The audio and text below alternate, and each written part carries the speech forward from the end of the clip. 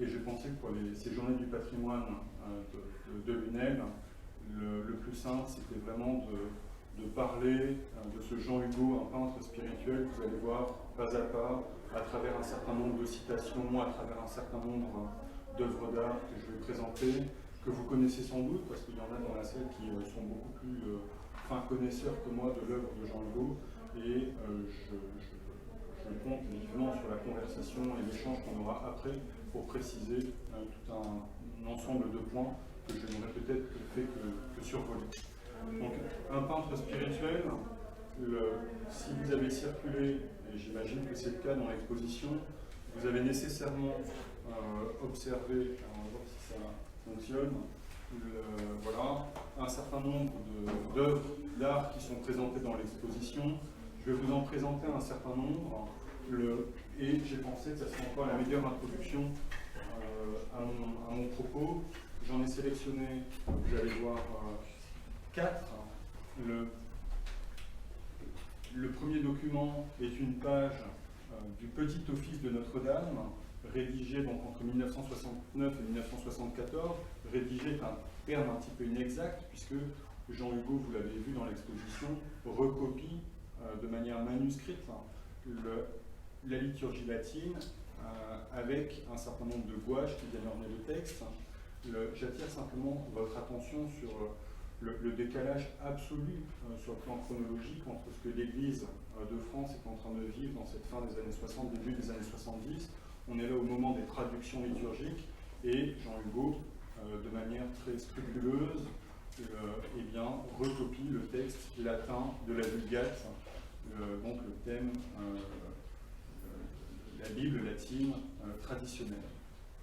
Et vous avez là la prière de l'Ave Maris Stella, donc une prière à la Vierge, Virgo, singularis inter omnes mittis, nos culpis solutos, mites fac et castos, donc littéralement, Vierge incomparable, Vierge très singulière, rends-nous, je traduis de manière assez large, mais rends-nous doux, enfin toi qui es douce entre toutes, rends-nous plus doux une fois qu'on est délivré de nos péchés.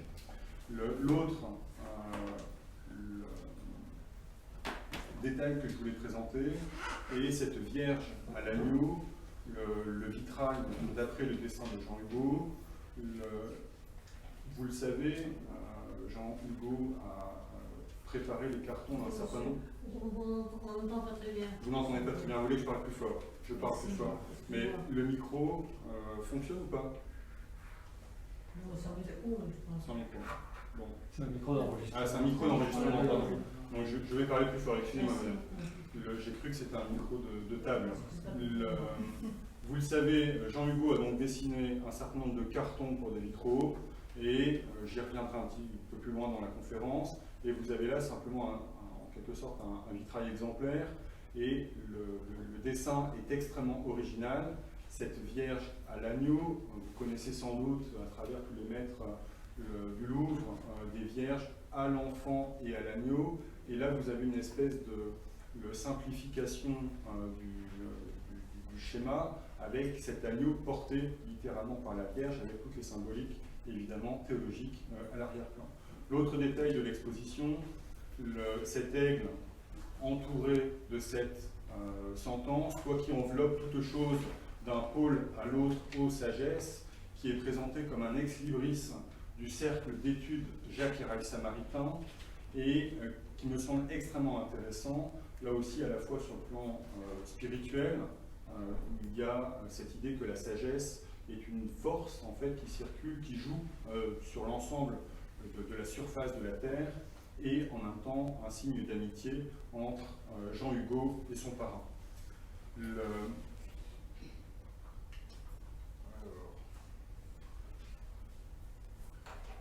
L'autre œuvre que je voulais présenter rapidement en introduction est un tableau que vous connaissez nécessairement, L'Imposteur, 1931, et ça me semble tout à fait important de faire le lien dans le travail de Jean Hugo entre sa peinture et son journal, ses écrits. Et je crois que c'est un cas très singulier d'un peintre qui est en même temps un auteur, et on ne peut pas comprendre en quelque sorte l'un sans l'autre. Ce tableau de l'imposteur est un tableau qui est donc présenté dans l'exposition et qui est commenté à la page 317 du Regard de la mémoire, publié en 1983. Je lis le texte et vous allez voir, c'est un petit peu peut-être complexe comme manière de présenter une conférence, mais mon idée c'était plutôt que de vous délivrer un savoir que je n'ai pas, et j'ai moins travaillé que Olivier Muth, par exemple, le conférencier précédent, qui a publié l'intégralité de la correspondance entre Madame de Villemorin et Jean Hugo. Il y a encore beaucoup de travail à réaliser pour bien comprendre les enjeux de Jean Hugo spirituel, et en quelque sorte, en ces journées du patrimoine, l'idée c'était aussi de vous montrer le travail de l'historien avec les questions, avec les incertitudes, avec aussi tout ce qui reste à faire pour bien comprendre un certain nombre de sujets. Donc, l'imposteur, le 1931, il explique ainsi dans ses mémoires, page 317, à Noël 1930, j'assistais à la messe de minuit à l'enclos Saint-François, comme l'année précédente, mais dans des sentiments bien différents. En voyant presque tous les fidèles communier, j'eus l'impression qu'ils étaient vêtus de leurs habits de noces, et que seul, je m'étais couvert d'un manteau d'emprunt afin de passer pour un des leurs, mais qu'ils devinaient en moi l'intrus et l'imposteur. C'est ce que je tentais d'exprimer dans un tableau que je peignis un mois plus tard. Je compris pendant cette nuit de Noël que je ne pourrais plus remettre longtemps mon baptême au lendemain. Ce thème de l'imposteur me paraît extrêmement important parce que quand on regarde le tableau, il n'y a rien de religieux, vous me le concéderez, ni la thématique à l'arrière-plan, ni les personnages, et pourtant il vient qualifier cette attitude spirituelle de Jean Hugo qui lui-même se tient pour un imposteur en cette nuit de Noël au moment de la communion. Une petite note de bas de page 317, rappelle l'évangile de saint Matthieu qui dit, je traduis, entrer dans la salle de noces avec un vêtement nuptial, et on est bien là dans une réflexion sur le vêtement et donc sur les apparences. Venir à des noces en vêtements nuptial, comme on va à la messe, on allait à la messe en habit du dimanche, et en l'occurrence dans le tableau, c'est vrai que le personnage central a des habits plus ternes que les autres, qui sont plus festifs. On a du rose, on a de l'orange, on a du jaune, et d'une certaine manière, c'est un personnage qui se cache au milieu de cette fête et qui représente en quelque sorte, pendant un certain temps seulement, l'attitude spirituelle, la perception spirituelle de soi de Jean Hugo. Je voudrais poursuivre ma réflexion en revenant, alors je ne sais pas si vous je vais commenter le texte. Dans ce petit office de Notre-Dame que j'ai évoqué, qui est présenté dans l'exposition, vous avez une magnifique introduction, une magnifique préface de Gustave Thibon, qui est un des amis très chers de Jean Hugo, qui habite sur la vallée du Rhône, et les deux hommes se rencontrent régulièrement. Gustave Thibon est un personnage haut en couleur qui connaît des pages par cœur de Victor Hugo, pardon, et c'est lui donc, qui rédige cette préface. Heureux les peintres, leur langue, celle des formes et des couleurs, n'a pas connu la tour de Babel. Elle reste la même pour tous les hommes depuis l'aurore des temps. Elle n'a pas besoin de traduction pour passer du regard à l'âme. Le thème de la traduction est évidemment en lien avec le texte latin de la Vulgate. Ce retour à l'innocence première, cet éblouissement où le sensible confine au spirituel, où la vue se prolonge en vision, je l'ai éprouvé au plus secret de mon être, en assistant naguère dans l'atelier de Jean Hugo à l'élaboration de ce chef-d'œuvre. Je n'ai rien d'un critique d'art, analyser c'est déjà détruire, je ne peux qu'exprimer mon indécomposable émotion. Suavité des formes. On pense à Victor Hugo définissant la beauté comme l'infini dans un contour, transparence des couleurs. Comment ne pas évoquer les mots prêtés au Christ dans le dialogue de Sainte Catherine de Sienne? J'unirai la lumière de ma divinité à la couleur de votre humanité. Tout le mystère de l'incarnation, trait d'union entre le visible et l'invisible, tient dans ces paroles. Le latin mystique du texte médiéval, pétissent corps et âme avec la peinture essentiellement mystique des illustrations. Et le même appel au recueillement et à la prière émane de l'un et de l'autre. Voilà, je crois, une belle page de Gustave Thibon qui vient dire quelque chose de l'œuvre d'art et du talent, du sens, de l'un des sens de l'œuvre de Jean Hugo.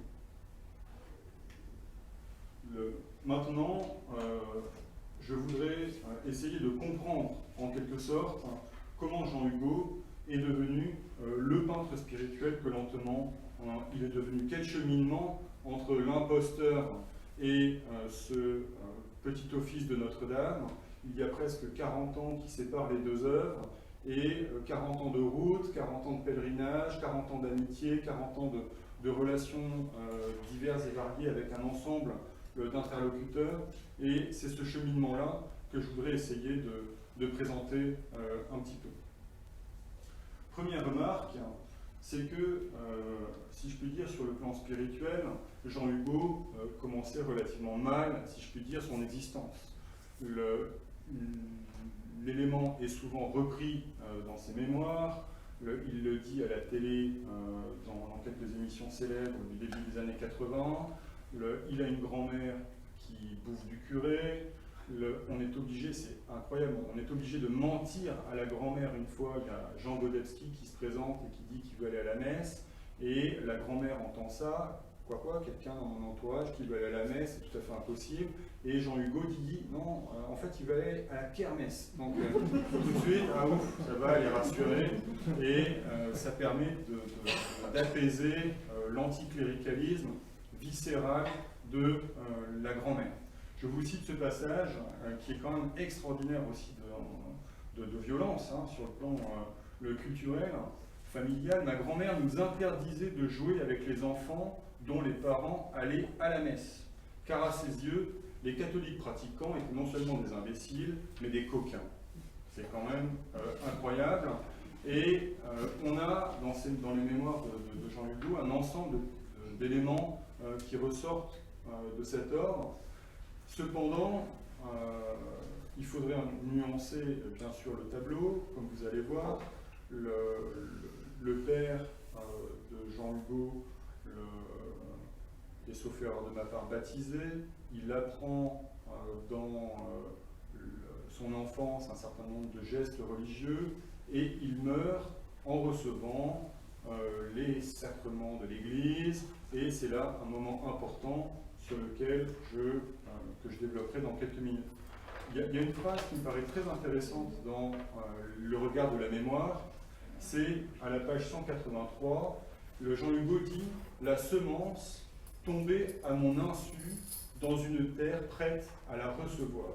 Et en fait, c'est ça qui me paraît tout à fait intéressant sur le plan personnel, sur le plan biographique, sur le plan historique, c'est que entre son baptême en 1931, au mois de mars 1931, et entre sa naissance et son baptême, il s'écoule pas loin de 35 années, je calcule large, mais très vite, il reçoit comme autant de signaux, comme autant d'éléments qui l'intéressent et qui le conduisent très lentement vers le monde religieux.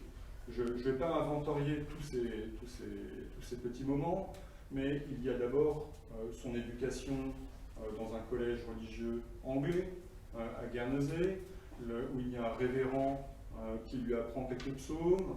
Il y a le tournant, le moment majeur de la Première Guerre mondiale, où dans les cantonnements, il y a des prêtres qui dorment à côté de lui, où il y a des soldats qui meurent dans ses bras, et il le dit, ça y est, il est mort dans mes bras, maintenant il est au paradis. Il y a vraiment un moment Première Guerre mondiale, où devant la mort, devant la violence des combats, la question religieuse ne peut pas ne pas se poser, avec, c'est souvent évoqué sur le plan de l'historiographie religieuse, ce paradoxe. Vous savez que la République a obligé les curés à prendre des sacs au dos et à faire les combats, ce qui a permis, dans le temps de la guerre, des fraternisations entre, disons, pour le dire simple, les deux France, la France catholique et la France laïque, la France anticléricale, et ce qui a permis un apaisement de cette guerre entre les deux France au lendemain de la Première Guerre mondiale, dans le contexte de l'Union sacrée, et c'est le moment où la France va renouer des relations diplomatiques avec le Saint-Siège, c'est le moment de la canonisation de Jeanne d'Arc. Il y a, du fait de la décision assez violente, assez unique, d'envoyer le clergé au combat, eh bien, un moment de fraternité qui se produit et de découverte, en quelque sorte, de France qui s'ignorait. C'est un petit peu de cet ordre-là, entre Jean Hugo, je crois, et la religion, entre Jean Hugo et le monde catholique, et le temps de la Première Guerre mondiale est un moment très fort. Il est soigné par des religieuses à un moment donné, il assiste, non baptisé, à des messes de Noël, et on sent que véritablement la semence, comme il le dit, tombe à son insu dans une terre prête à le recevoir. Le moment extrêmement important, c'est le moment de la rencontre avec l'abbé Munier, en 1925. On a ça, page 238 des mémoires de Jean Hugo. C'est extrêmement intéressant parce que l'abbé Munier a en fait très mauvaise réputation. L'abbé Munier, c'est le confesseur des duchesses, comme on disait. C'est l'abbé mondain par excellence, c'est l'abbé mondain du tout Paris qui n'a pas bonne presse, par exemple, du côté du milieu maritain. Le maritain, quand il entend que c'est l'abbé Munier qui va baptiser son filleul, il dit dans son journal « Hélas, c'est l'abbé Munier ». Voilà, c'est un petit peu de cet ordre-là. Il faut le mesurer.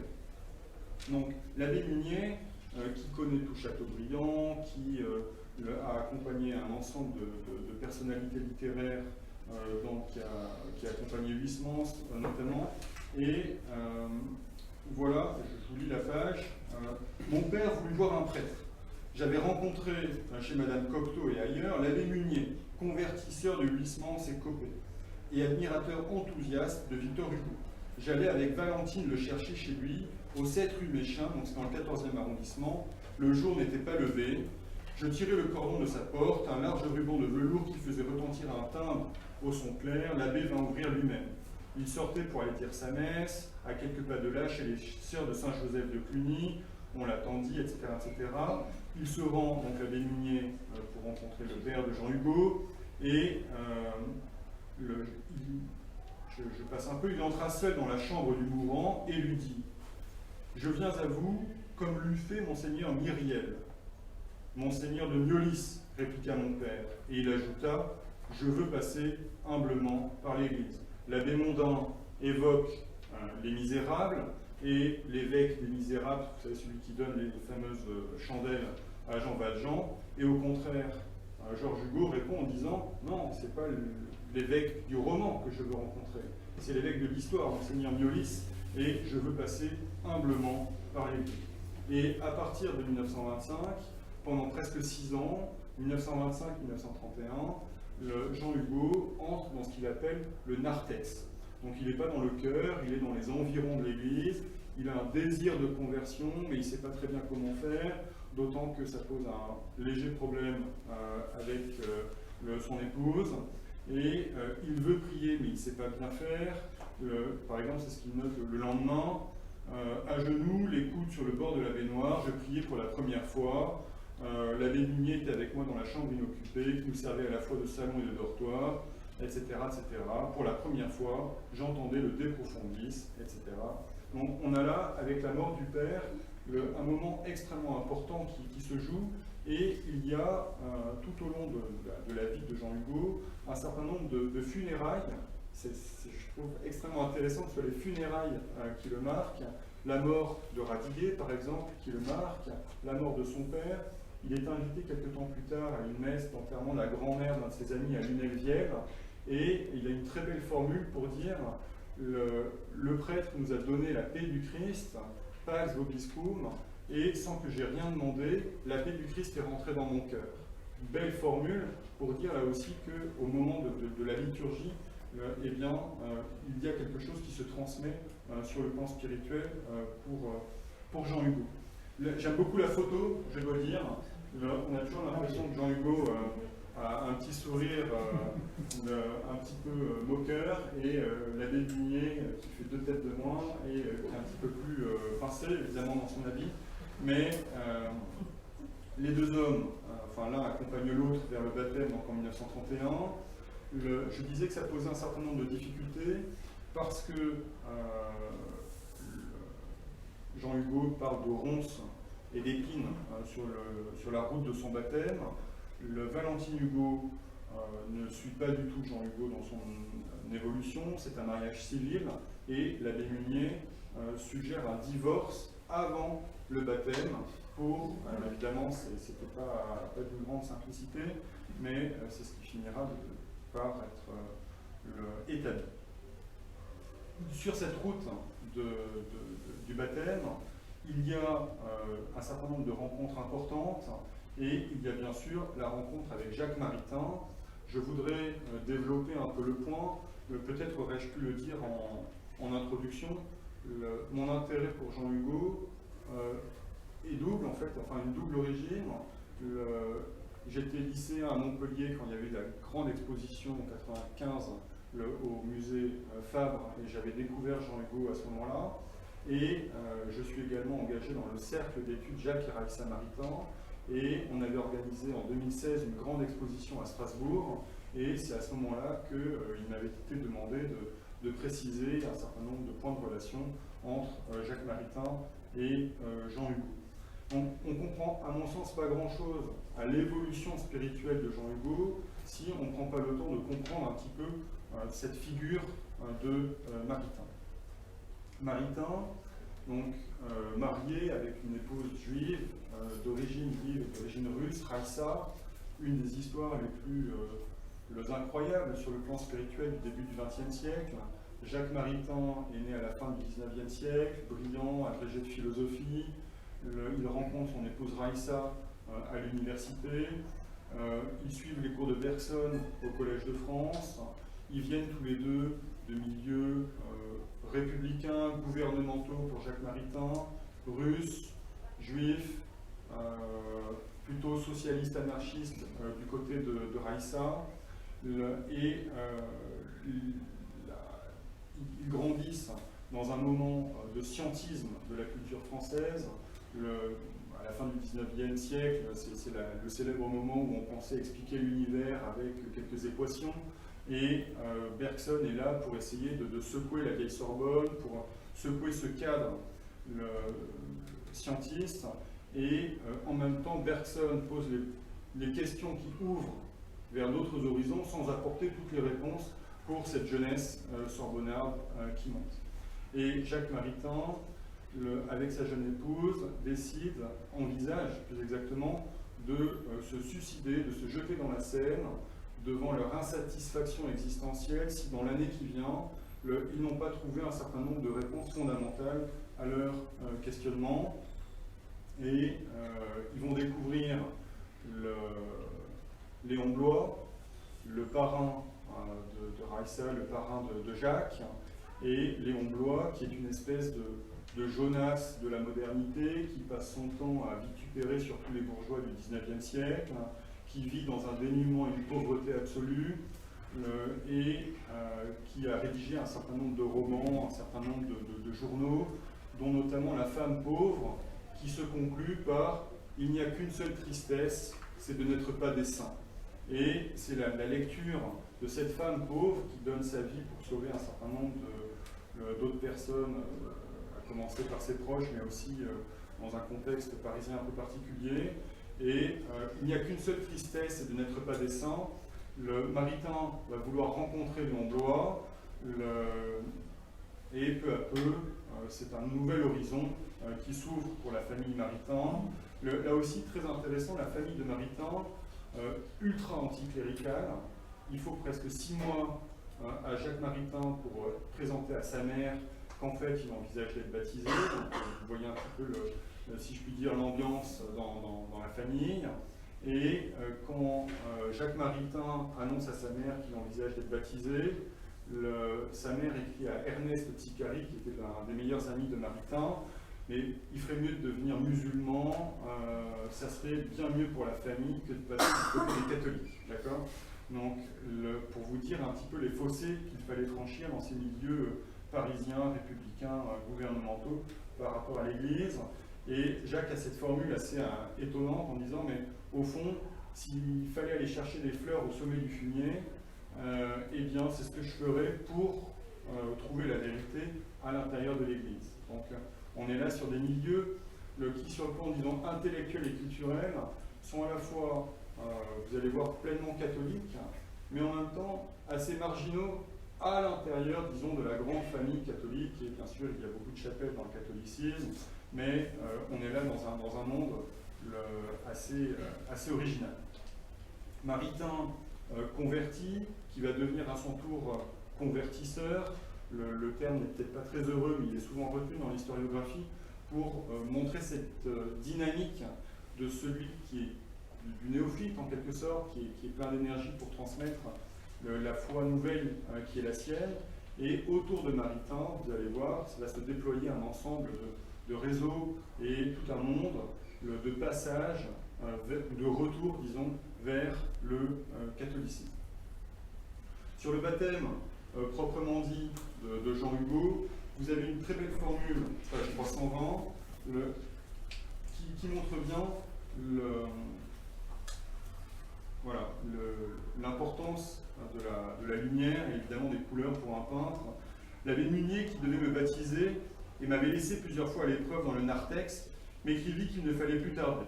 Je le vis à Paris, quelques jours plus tard, et il fixa le baptême au mercredi 11 mars, à l'église des Sœurs missionnaires de Saint-Joseph de Cluny, dont il était l'aumônier. C'est dans leur parloir que je l'avais entendu, le matin qu'il vint au lit de mort de mon père. Comme il était convenu depuis longtemps, Maritain serait le parrain et ma tante Jeanne la marraine. Quand je me réveillai le mercredi matin, Paris était couvert d'une neige épaisse tombée dans la nuit. Ce fut le vêtement blanc de mon baptême. Au couvent, toute la communauté remplissait l'église pour la messe conventuelle, et tandis que je passais la porte, le prêtre élevait l'hostie, il me sembla dans la nef obscure la voir rayonner comme un soleil. Très vite, première communion, très vite, confirmation, et si je puis dire désormais, c'est la fin de la période de l'imposture spirituelle, c'est-à-dire cette idée que Jean Hugo fréquente les communautés chrétiennes sans en être pleinement tout à fait. Ce qu'il importe, je crois, de bien comprendre, c'est le rapport de Maritain avec le monde des artistes et sur cette question de l'art.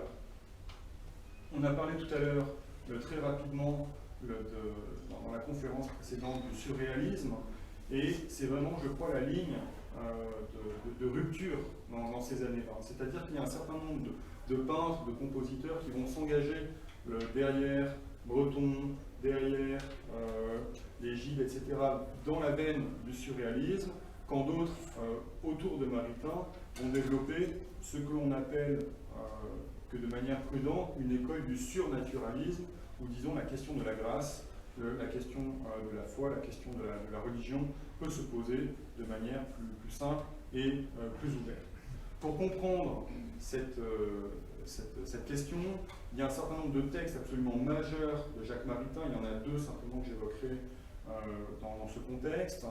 Il y a le volume Art et Scolastique qui est publié en 1920, et je vous ai juste mis une citation de Art et Scolastique.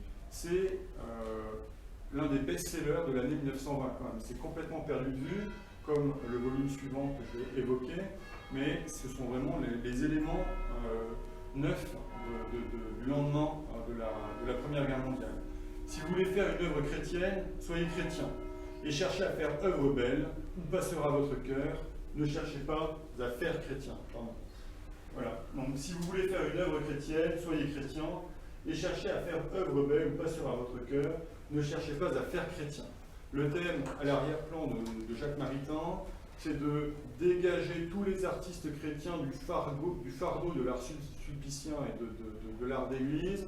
Ce n'est pas votre, si je puis dire, votre commerce. Si vous voulez faire des œuvres pieuses, bien sûr, libre à vous. Si vous voulez inspirer, et Jean Hugo a contribué aussi à cela, on en reparlera, vitaliser les églises, très bien, mais l'important n'est pas de faire chrétien, l'important est d'être chrétien, Et on n'attend pas d'un artiste chrétien qu'il fasse des œuvres chrétiennes, mais il s'agit de faire passer son cœur, d'y faire passer toute sa sensibilité. Donc l'autre grand texte de Jacques Maritain dans la période, c'est bien sûr la réponse à Jean Cocteau. Il y a un échange de lettres entre les deux hommes, rendu public très vite. C'est un texte absolument magnifique sur le plan littéraire et sur le plan également esthétique, sur le plan religieux. On retrouve au fond la même idée dans la lettre à Cocteau. Si l'art d'église, qui fait des objets devant lesquels on prie, se doit d'être religieux, théologal, hors ce cas particulier et éminent, il est bien vrai que Dieu ne demande pas d'art religieux ou d'art catholique. L'art qu'il veut pour lui, c'est l'art. L'art avec toutes ses dents, et la formule est évidemment reprise dans tous les milieux autour de Maritain. Et vous avez un certain nombre de quelqu'un comme Rouault, quelqu'un comme Chagall, évidemment Cocteau de manière complexe dans cette fin des années 20, mais également Don Robert dans Calca, Gino Severini en Italie. Vous avez des dizaines et des dizaines en fait, d'artistes qui, autour de Maritain, vont fréquenter son salon, vont lui envoyer des œuvres d'art, vont suivre ses œuvres plus philosophiques et ses œuvres également plus culturelles.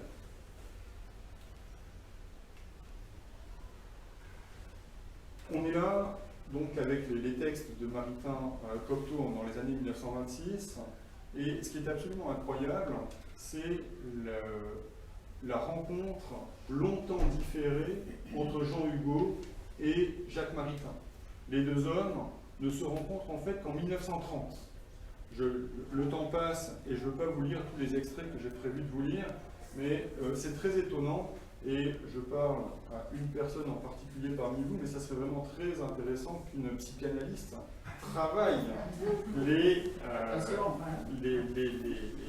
rêves de Jean Hugo. Parce qu'en fait, avant la rencontre de 1930, Jean Hugo va rêver de Jacques Maritain et il rêve qu'il le rencontre le long d'une palissade, dans une ruelle de Meudon, puisque les deux hommes habitaient à Meudon.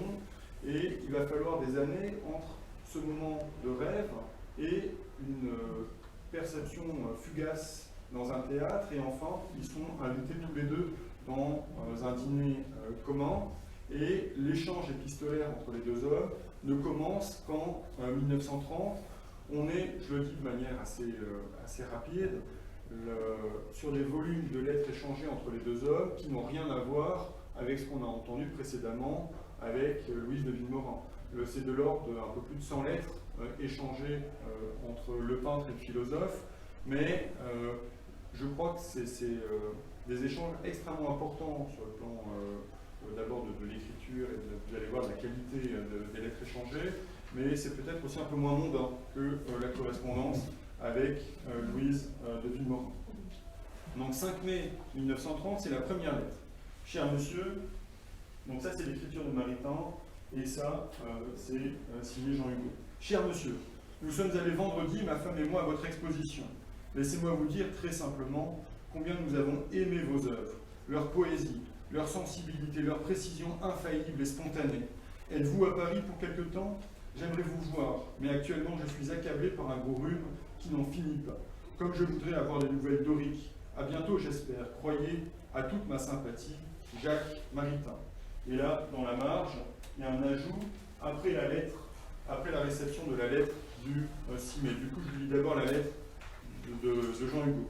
Cher monsieur, je sais que vous êtes très occupé et j'ai grand scrupule à vous déranger, mais j'aimerais bien vous voir et vous donner des nouvelles d'Auric. J'ai perdu votre numéro de téléphone.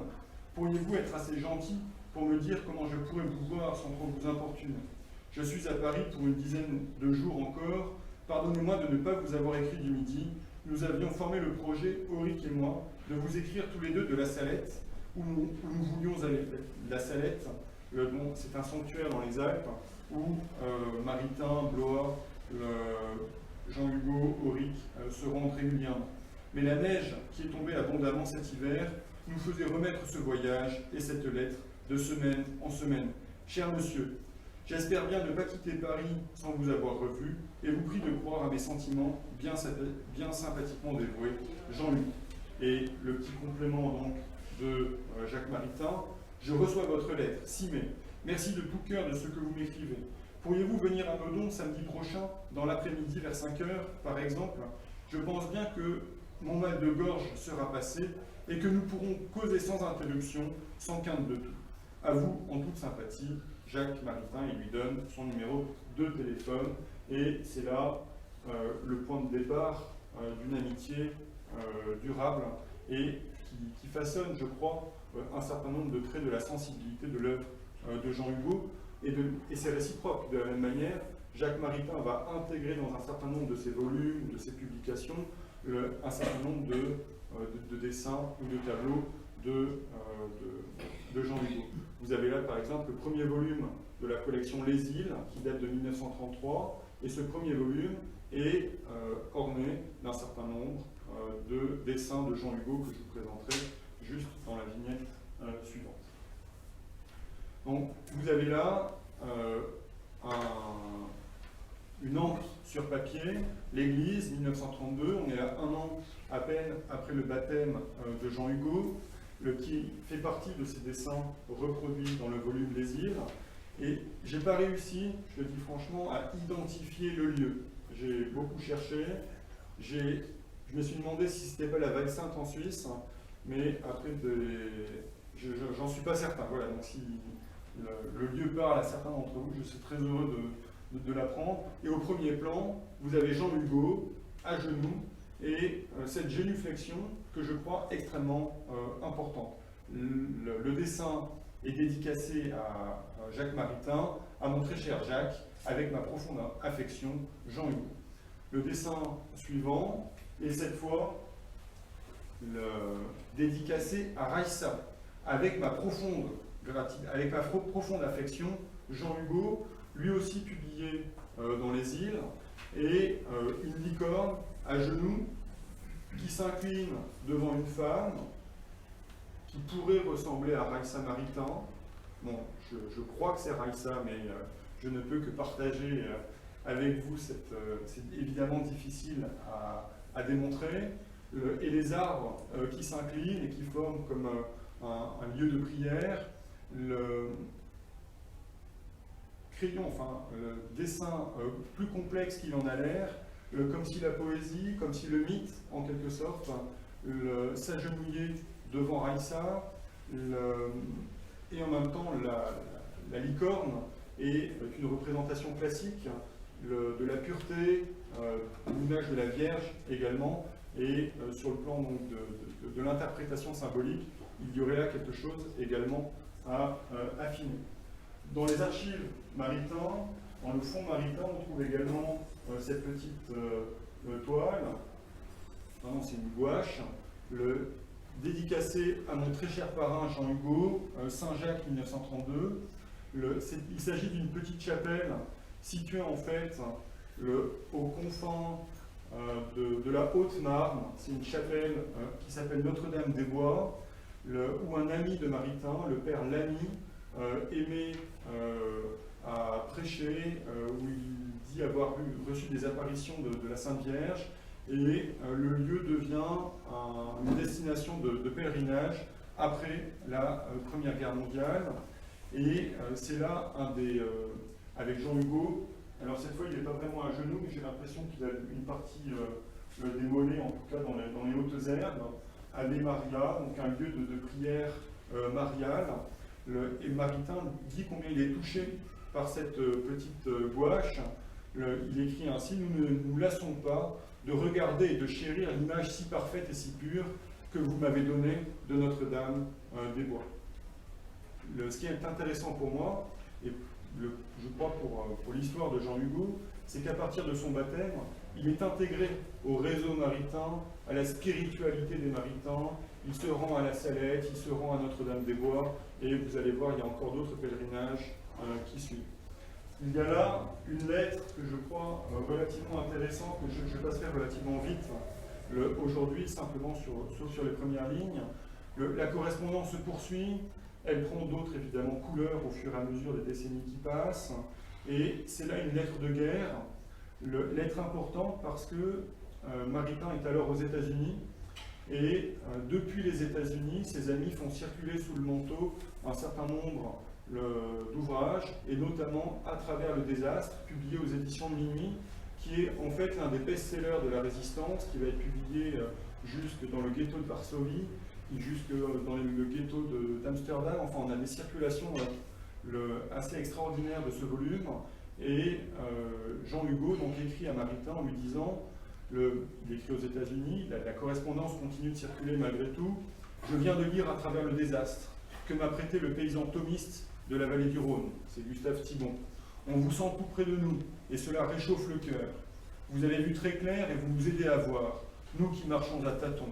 Tous ceux qui vous ont lu ont été émus comme moi. On se jette sur vos pages comme des affamés de vérité. J'ai lu aussi le bel article de Raissa sur Bergson.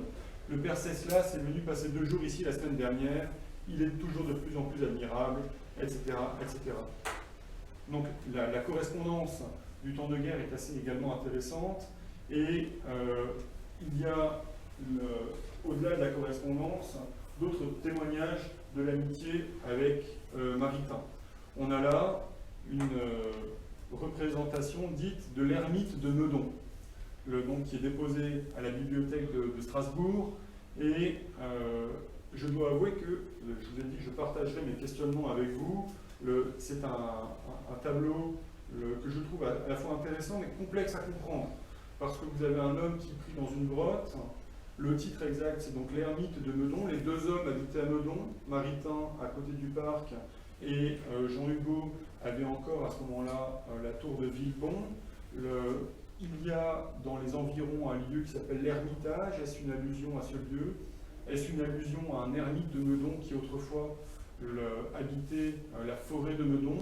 Ça serait intéressant de parvenir à préciser davantage. Le fait est que la correspondance entre les deux et les échanges entre les deux portent toujours cette trace du spirituel, de la prière, de la solitude, de la contemplation, et en l'occurrence, évidemment, dans une grotte.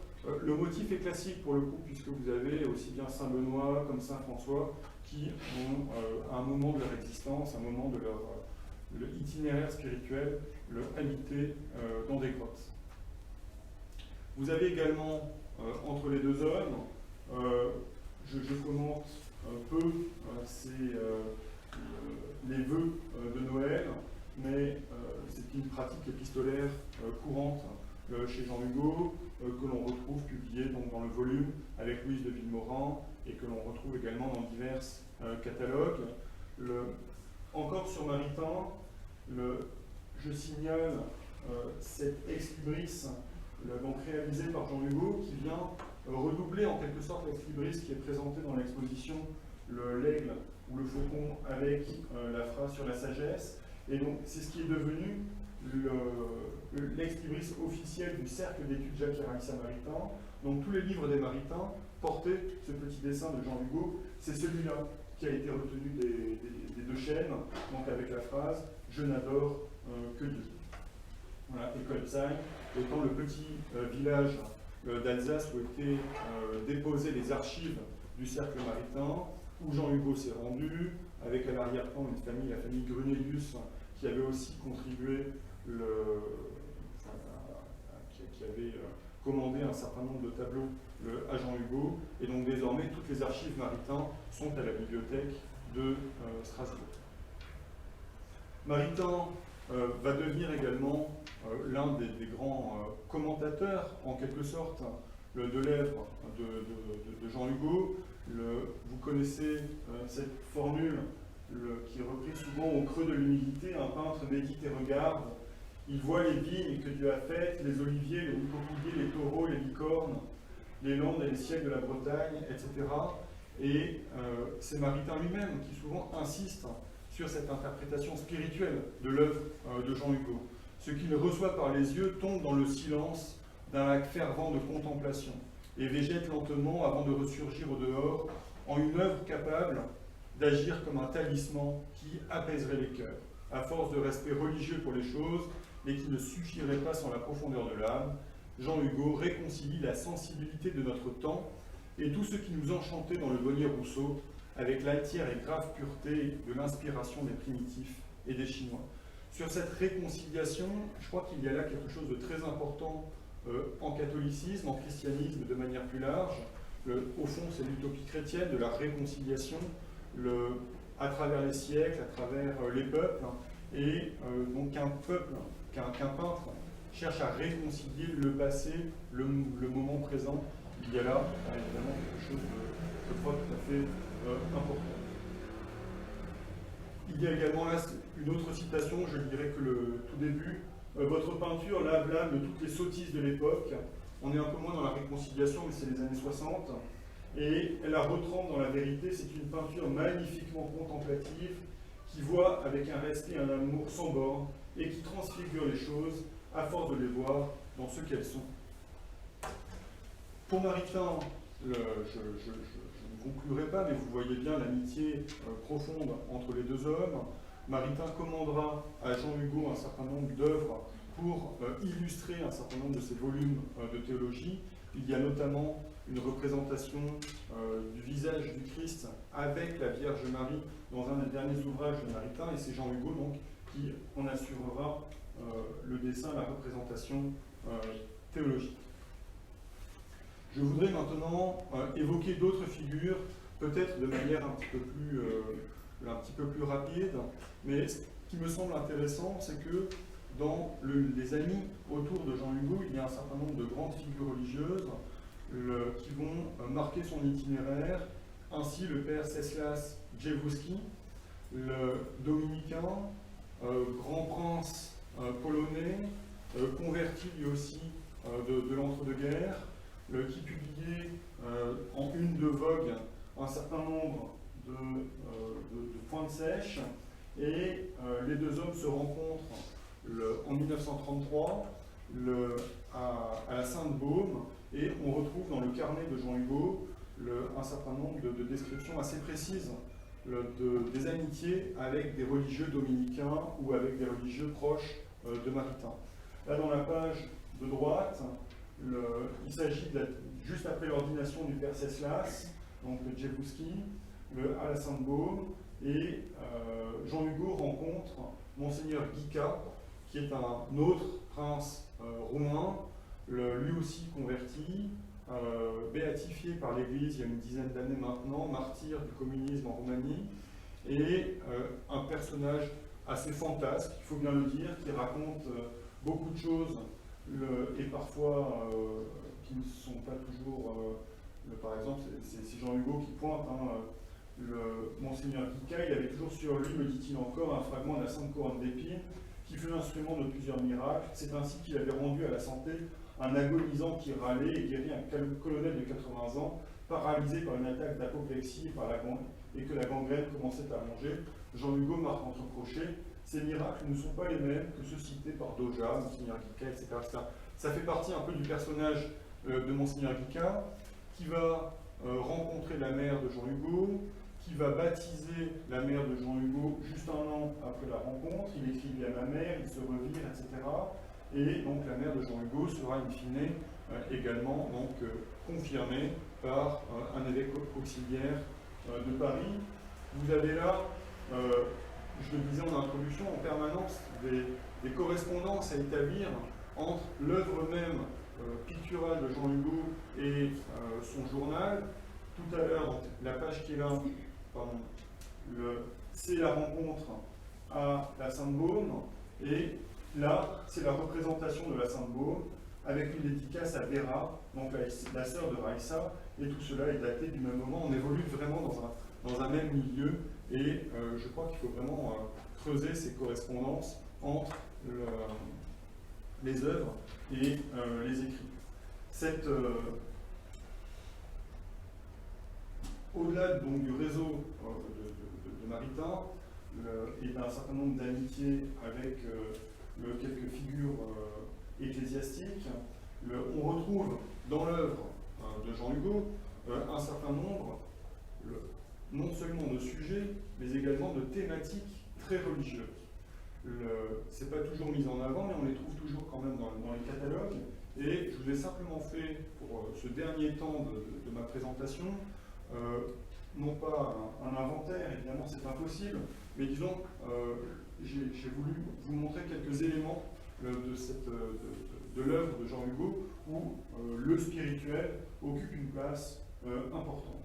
Vous avez bien sûr cette représentation de Nathaniel sous le figuier, avec une lecture évidemment, le thème est biblique, mais c'est cela que je trouve toujours intéressant chez Jean Hugo, c'est que le thème est biblique, mais la campagne à l'arrière-plan est celle de Lunel, celle du Languedoc, avec des vignes, avec des chevaux, avec des masés. On est là en quelque sorte, hein. L'évangile c'est chez nous, la Bible c'est chez nous. Et c'est là, je crois, l'un des traits de la spiritualité de Jean Hugo. C'est pas une perspective, disons, Jérusalem, même romaine. Il va très peu, à ma connaissance, en pèlerinage à Rome, disons, dans les grands centres étrangers. L'évangile, c'est souvent dans la proximité la plus immédiate, avec des espèces de métamorphoses de la garrigue. Et en l'occurrence, c'est donc une représentation de cette parole du premier chapitre de Saint Jean.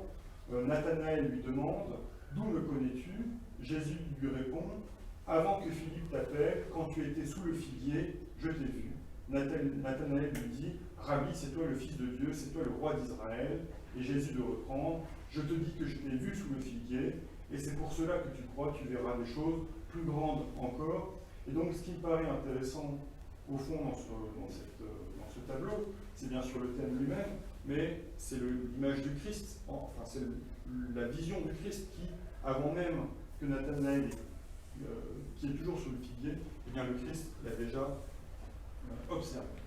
Dans le... Je ne sais pas si mon argument est très... enfin, si j'ai bien avancé, mais ça me paraît cependant important, et on le voit d'autant mieux sur cette représentation des pèlerins d'Emmaüs.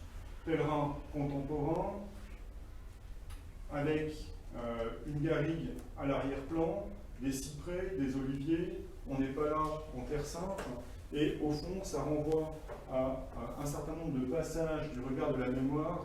Il y en a évidemment plusieurs, mais je voudrais vous en lire au moins un. Je voyais le chemin d'Emmaüs serpenter à travers la garrigue, les barques noires, les barques noires des apôtres sur l'étang de Moghio, et l'eunuque montrant le Vidourle à Philippe. Sur les pentes arides du pic Saint-Loup, j'imaginais Saint Jean le Nain faisant reverdir la bûche de bois sec qu'il arrosait chaque jour, et Saint Paul le Simple brûlant les corbeilles qu'il avait tressées. L'évangile, c'est vraiment la campagne de Lunel. Parmi les œuvres de Jean Hugo, vous avez également un certain nombre de livres, des livres édités, mais certains livres, de manière assez étonnante, n'ont pas tous été édités, et c'est là un point qu'il faudrait parvenir à mieux saisir. Ce qui m'a fait découvrir ce livre, c'est cette exposition, et donc je suis particulièrement reconnaissant à tous ceux qui ont œuvré à la préparation de cette exposition. C'est la parabole du bon riche et du mauvais pauvre, qui est en fait, on n'ose même pas dire un volume, il y a une vingtaine de pages du père Brugberger et un certain nombre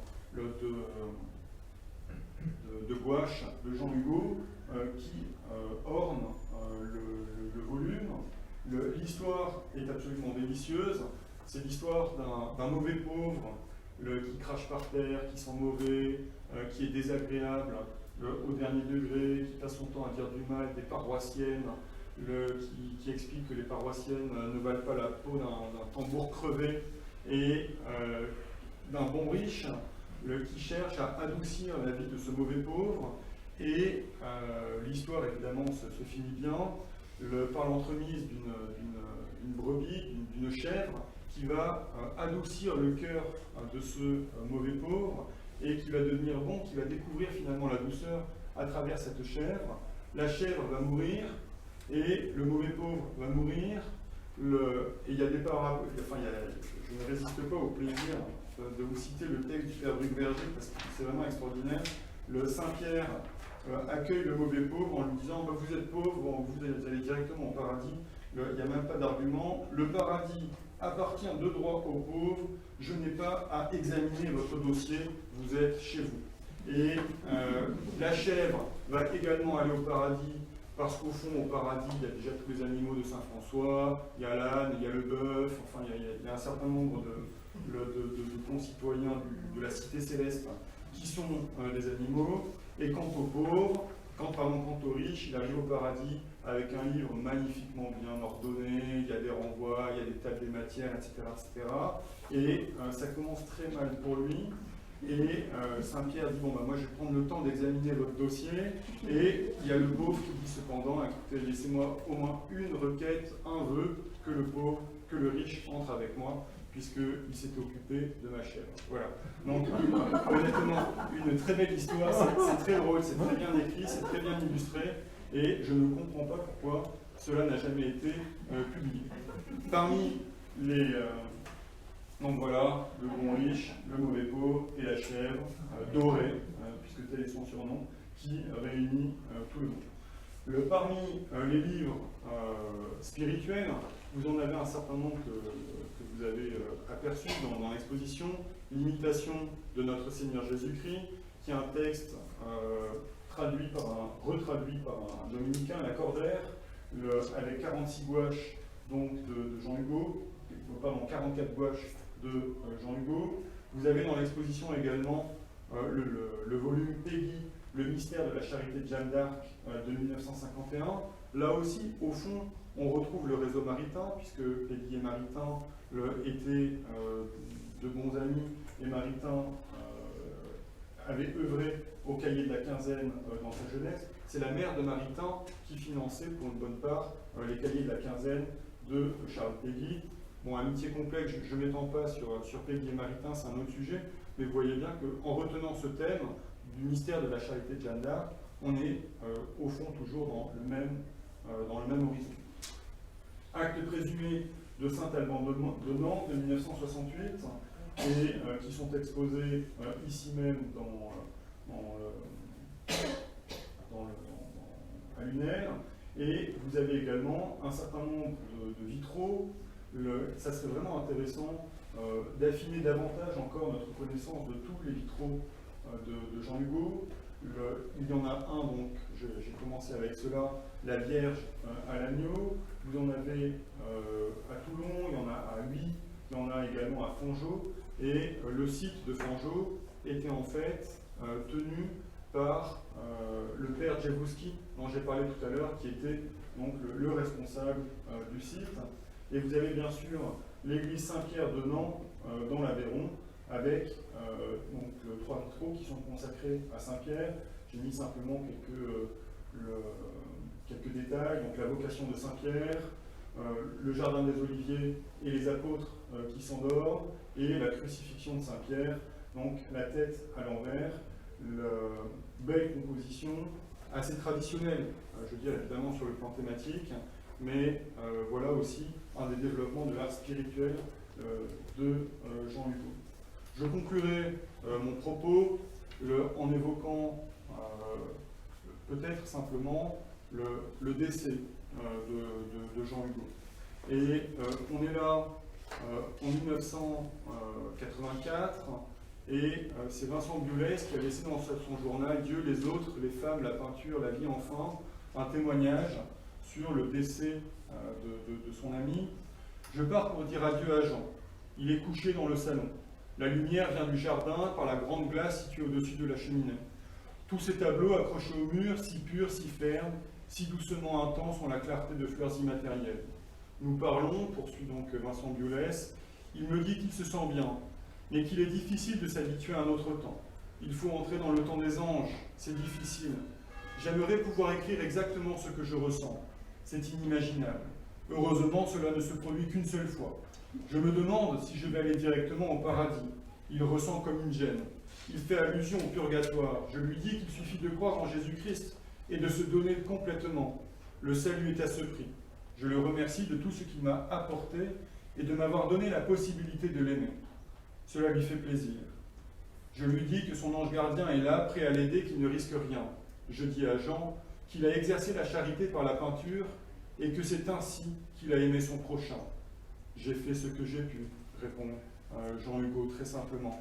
je dois avouer que l'idée d'exercer la charité par la peinture, je trouve ça assez, je dois dire, assez fantastique. Et il faudrait remercier vivement Vincent Burès pour avoir tenu le propos bien sûr, et rapporté le témoignage. Et la modestie, l'humilité absolue de Jean Hugo, j'ai fait ce que j'ai pu. Comment conclure donc mon propos? Un peintre spirituel, j'espère que vous me le concédez, un peintre d'une spiritualité contemplative, intérieure, marquée par la sagesse, marquée également par la figure de Saint Dominique, et disons plus largement par la spiritualité dominicaine. Une spiritualité, il faut bien le dire, également anti-moderne. Son sens du manuscrit médiéval, du latin, de quelques abbayes bénédictines, Ancalca, Aiguebel, Cîteaux, quelques hauts lieux dominicains, Fangeau, Prouille, on a évidemment la Sainte-Baume. Jean Hugo est assez peu romain en ce sens, très peu Vatican, très peu pontifical, très peu monseigneur, très peu évêque. J'ose penser que tout cela le barbe un peu. Et il le dit dans son journal en 1930, s'il va à Rome, le culturel l'emporterait sur le spirituel. Il est assez peu terre sainte également, aventurier, mais jusqu'à un certain point. Enfin, là, je serais curieux d'échanger avec vous sur ce point. Et en tout cas, pour ce qui concerne les pèlerinages, plutôt Saint-Jacques, plutôt pèlerinage de proximité, Notre-Dame-des-Bois, Notre-Dame du Suc, la Sainte-Baume, plutôt messe-basse que grand-messe, plutôt donc pèlerinage modeste et discret, plutôt un catholique de profondeur, de clarté, de beauté. Et je voudrais simplement finir avec cette idée. Il y a là quelque chose de très important chez Maritain et qui va peut-être vous surprendre. Dieu est beau. Et le nom de Dieu est la beauté elle-même. Et on est là dans une spiritualité très, très classique sur le plan catholique. C'est celle d'un Fra Angelico par exemple. Et c'est par exemple également la leçon de Ben Sira le Sage dans le texte de la Vulgate. Il cultivait le goût de la beauté et répandait la paix dans leur demeure. Et le fait que je suis très sensible à cela, c'est la citation qui est là, tous les tableaux sont accrochés au mur. Ils sont pas dans, enfin bien sûr ils sont dans des galeries parce qu'il faut vivre, mais avant tout ils sont pour la maison, et ils cultivaient le goût de la beauté et répandaient par le goût de la beauté la paix dans leur demeure. Et pour Maritain, c'est la fameuse formule d'arrêt scolastique qui reprenait bien sûr saint Thomas d'Aquin: la beauté divine est cause de l'être, de tout ce qui est, tout ce qui dérive, tout ce qui est, dérive au sens de prend son origine de la beauté de Dieu. Et c'est la formule de Maritain: la beauté de la créature n'est rien d'autre qu'une similitude de la beauté divine participée dans les choses. Et je me demande si c'est pas aussi toute cette spiritualité donc d'un Dieu beau qui marque les œuvres de Jean Hugo. Voilà. Je m'arrêterai là. Merci de votre attention. Merci.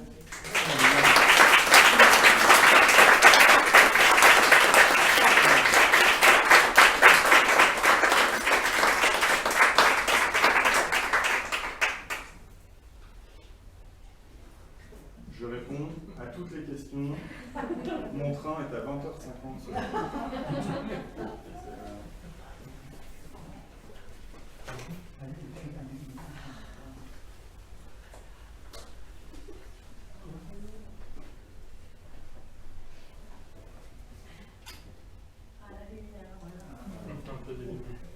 Et la lumière fume. N'est-ce pas?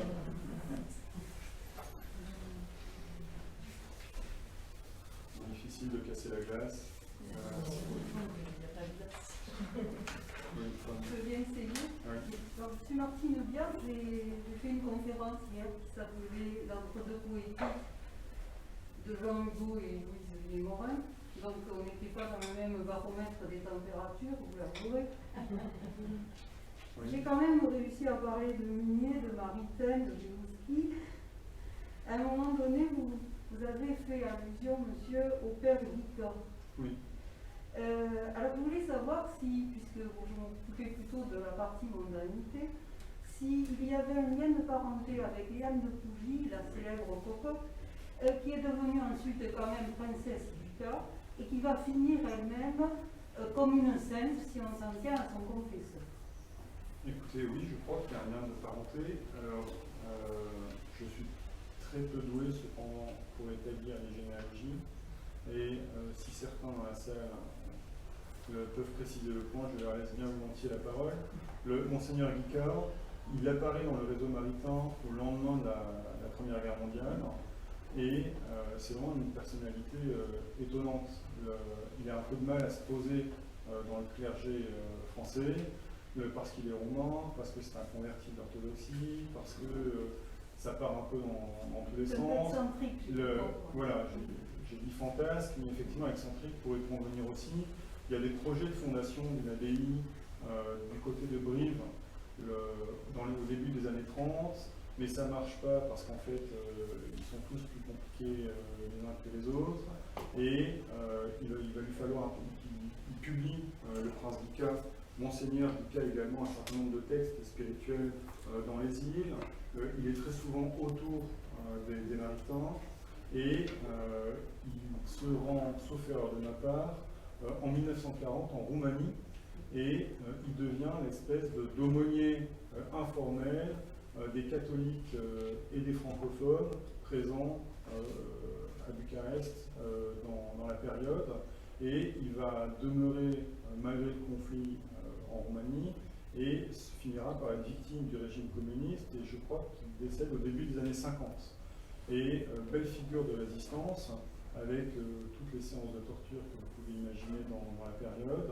Et il a été béatifié vraiment comme martyr en 2013. Voilà.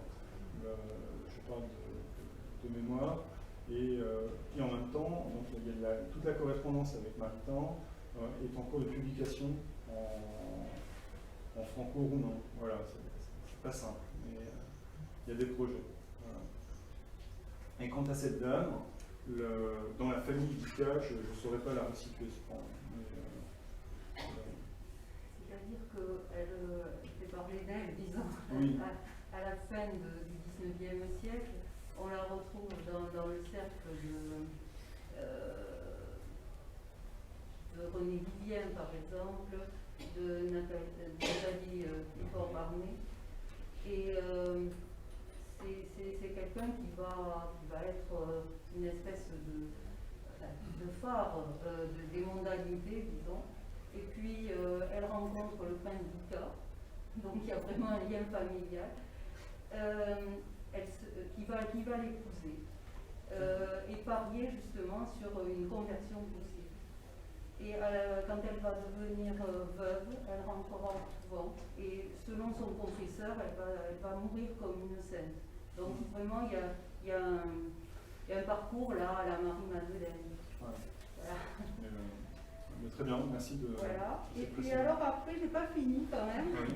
À un moment donné, vous avez montré ce tableau là très symbolique de Nathanaël sous le pilier. Oui. Alors évidemment, j'ai pas manqué de faire le lien avec Gide, qui était protestant, qui avait écrit son livre Les nourritures terrestres avec le fameux Nathanaël lui aussi.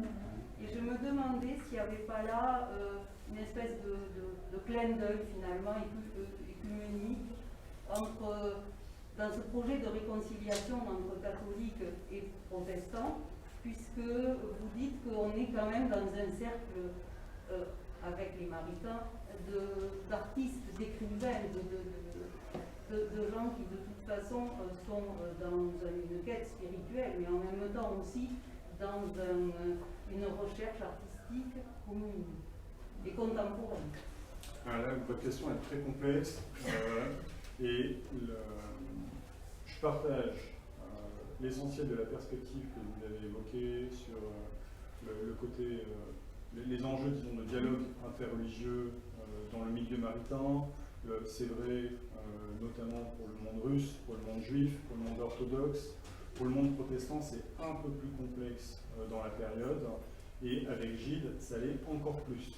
Donc Gide, c'est un petit peu l'antithèse de ce milieu, de l'esthète qui se sert aussi de l'évangile et dont la vie, sans être exemplaire, mais c'est pas ça qui compte, n'est pas marquée par la conversion. Quand même, Jean Hugo, c'est aussi le grand ami de Cocteau, donc oui, Jean Hugo n'est pas troublé par, j'imagine, par la vie de Gide.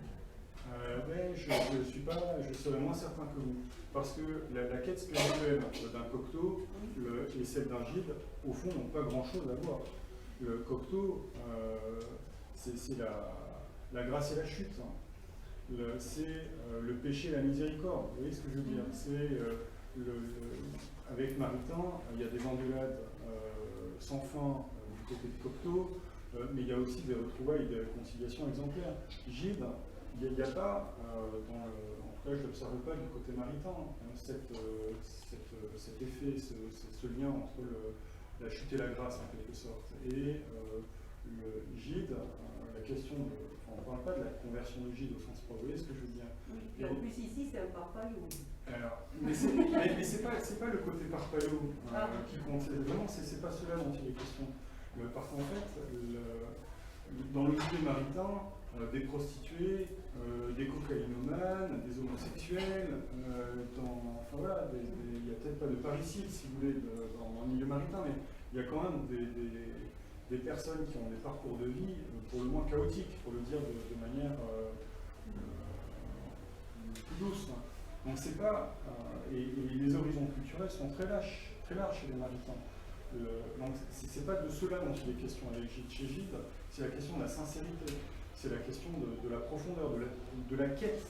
Par exemple, quand Maritain rencontre Jean Hugo pour la première fois, il dit on sent chez lui une vraie quête de Dieu, une vraie soif de Dieu. Et c'est ça qui le frappe, Maritain. Chez Gide, on ne peut pas dire cela. Je suis peut-être un peu dur avec Gide, mais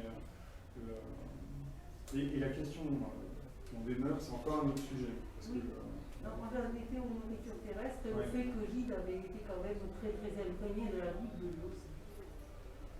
Oui, sur un plan culturel.